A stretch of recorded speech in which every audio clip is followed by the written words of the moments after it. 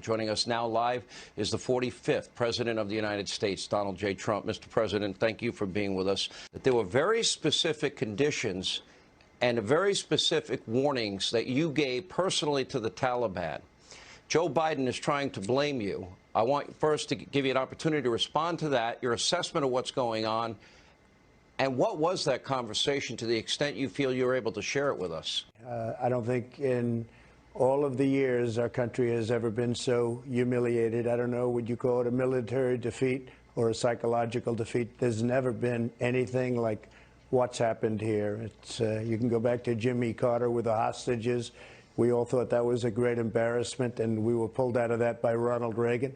This is many, many times worse, and you're dealing with thousands and thousands of Americans and others that are stranded and very dangerously, really stranded in Afghanistan. So it's something that you can't even believe that a thing like this could. I looked at that big monster cargo plane yesterday with people grabbing the side and trying to get flown out of Afghanistan because of their fear, their incredible fear, and they're blowing off the plane from 2,000 feet up in the air.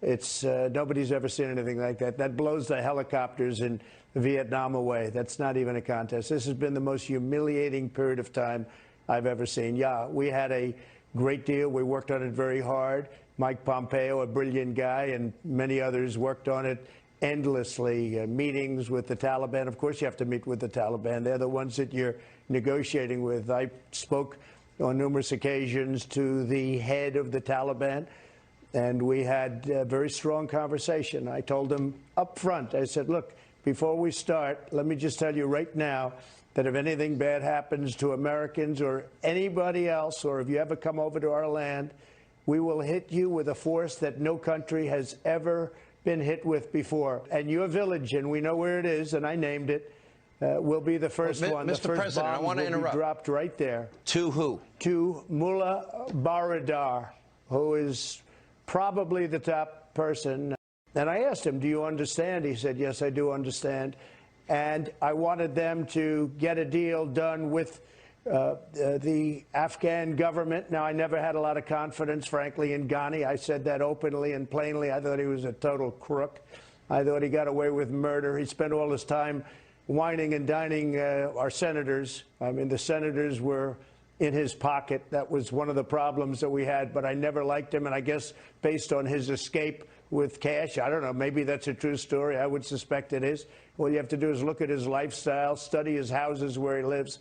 I had a very, very strong talk with the Taliban, which I considered to be much more important in this sense because they were the problem. And they've been there for a long time, and they're good fighters, and they fight hard. And we had a conditions-based agreement.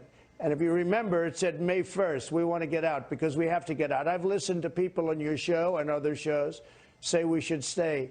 They don't know. We were spending $42 billion a year. I understand Russia spends $50 billion a year for their entire military. We were spending $42 billion. You know, it's interesting to listen to Joe Biden blame you.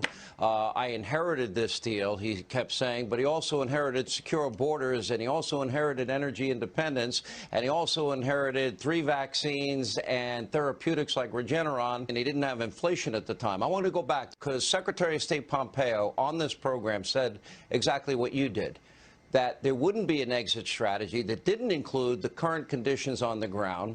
We have great leaders in our military. We have the greatest military in the world, and we're giving it a very bad reputation. What's happening shouldn't have been involved. It was a horrible decision going into the Middle East, and I know the Bush family will not be happy, but I believe it was the worst decision in the history of our country. It's turned out to be quicksand. We've destroyed the Middle East. Do you think it's better now than it was 20, 21 years ago? It's much worse. It was a horrible decision. It cost us trillions of dollars. And if you look at both sides, because I like to look at both sides, millions and millions of lives. And it's no different than it was. It's much worse because you have to rebuild it. It's been blown to pieces. We have a military. It's holding it. You know, I got it reduced down to 2,500 soldiers, and they were doing a good job. It was fine. It was a smaller force. I took it down from close to 20 to 2,500, and we were fine. But we have the military there, and we take the military out before we took our civilians out. And before we took the interpreters and other, we want to try and help. But by the way, I'm America first, okay? The Americans come out first. But we're also going to help people that helped us. And we have to be very careful with the vetting because you have some rough people in there. But we're going to help those people. But can you imagine? Now, what we were going to do just very quickly is we were going to take the military out last, okay, last. The people were coming out. They were going to come out. But the agreement was violated, so I held things back because we weren't going to do anything, again, conditions-based. The people come out first. Then I was going to take all of the military equipment. We have billions and billions of dollars worth of new Black Hawk helicopters, brand new, that Russia now will be examining, and so will China, and so will everybody else to figure it because it's the greatest in the world. We have brand new Army tanks and all sorts of equipment, missiles. We have everything. I was going to take it out because I knew they weren't going to fight.